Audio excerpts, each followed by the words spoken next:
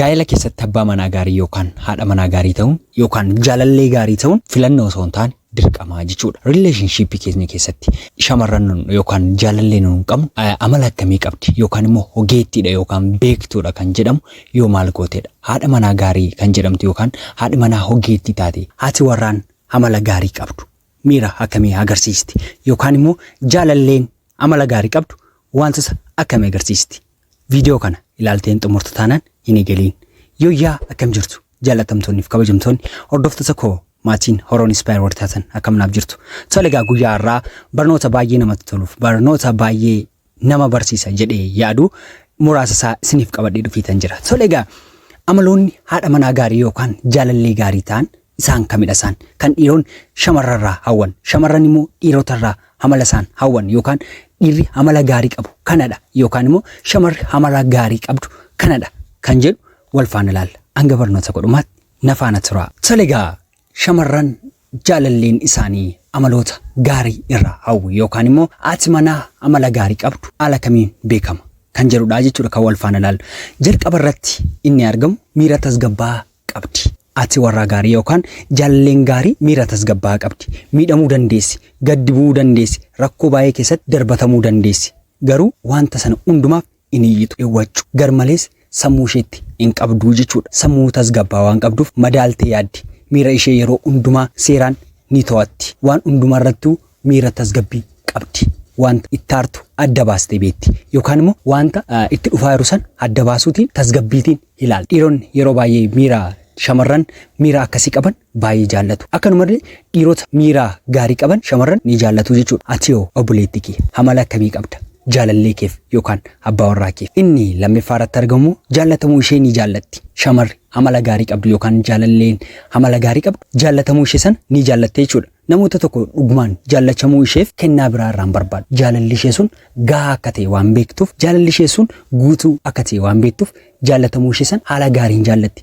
Jaalala ishee sanarratti wanta biraan barbaadu. Jaallatamuu ishee sanarratti wanta fedhii biraa hin barbaadu jechuudha. Yookaan wanta biraan dallalamuu hin dandeessu jechuudha. Jaallatamuu ishee sana qofaafuu gammachuu adda ta'etu itti dhaga'ama. Kanaafuu obbolee jaallatamuu kee ni jaallatta. Tole egaa akkanuma immoo inni sadaffaa irratti argamu isheen madda gammachuuti. Isa kofalchiisuuf qoosuuf kolfuutiin madda gammachuu isaa taati. Wanta dhiphoo keessa isaatti dhaga'amaa jiru akka inni dagatuuf wanta isheen raawwanne hin jiru jechuudha. Gammachuu isaa deebisuuf isheen madda gammachuu isaa qoosuutiin kofalchiisuutiin madda gammachuu isaa taati jechuudha. Ati yoo obbolee abbaa warraa kee yookaan jaalallee keef madda gammachuu ta'eeti. Akkanuma immoo inni afuraffaa irratti argamu gargaarsa gaafachuu beekti. Jireenya ishee keessatti yeroo rakkoonni adda addaa ishee mudatu kophaa ishee ittiin dhiphattu. Gargaarsa ni gaafatti. Jaalallee ishee yookaan abbaa warraa ishee san gargaarsa ni gaafatti jechuudha. Gargaarsa ishee sanaaf immoo furmaata ni barbaaddi. Malee rakkoo sana keessa teessee kophaa ishee ittiin dhiphattu. Kophaa ishee ittiin yaaddoftu. Kophaa ishee itti of hin dhiphistu jechuudha. Gargaarsa gaafachuutiin beekamti. Haati warraa gaarii yookaan shamarri jaalalleen gaarii wanta ishee mudate kamiifuu gargaarsa ni gaafatti jechuudha. Akkanuma immoo inni shanaffaa irratti argamu calaqqistuu jireenya keetiiti. Ishee argitee ijoollee kee argita.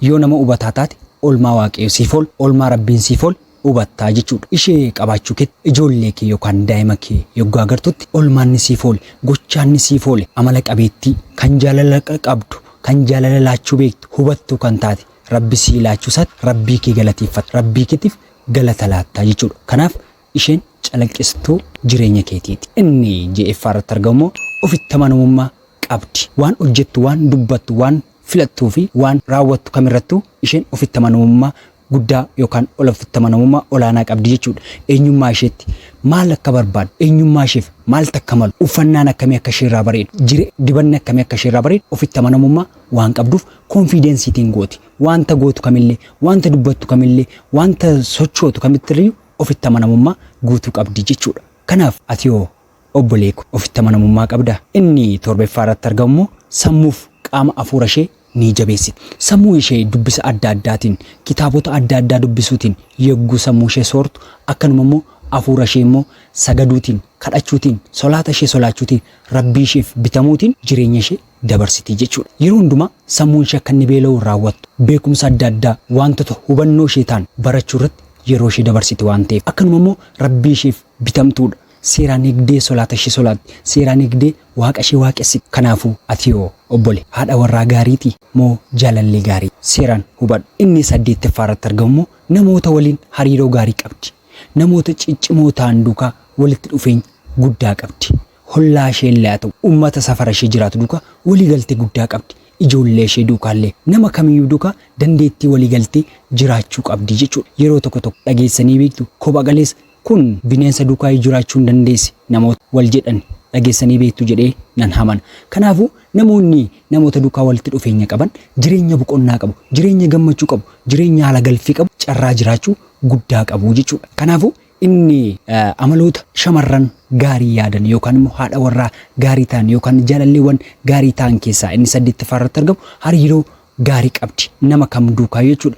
Inni 9ffaa argamu immoo qaama ishee in hubatti jechuudha. Isheen sirriitti waa'ee ishee ni beekti. Gosa uffachuu qaba, gosa wanta gochuu qaba, ispoortii hojjechuu qaba, qulqullina ishee seeraan waa'ee ishee, waa'ee qaama ishee seeraan beekti jechuudha. Nageenya qaama ishee seeraan eegdi. Nageenya qaama ishee animmiin raawwata. Jireenya ishee keessatti yeroo guddaa, yeroo gaarii ofii laachuun qaama ishee ni eegdi seeraan. Ispoortii hojjechuutiin, hojii mana keessaa hojjechuutiin, qulqullina ishee qabachuutiin qaama ishee seeraan eegdi. Abbaa manaa ishee gammachiistee jiraachuuf ofii ishee qulqullina gaarii ni qabaatti jechuudha. Akkasuma immoo qaama ishee irratti seeraan ni hojjetti jechuudha. Kanaafuu shamarrewwan gaariidha jedhaman yookaan immoo jaalala isaaniif wareegama kaffalu jedhaman warreen amma isiniif kaasedha jechuudha. Mee obboleessa kiyya yookaan obboleettii kiyya jaalallee keef nama akkamiitati?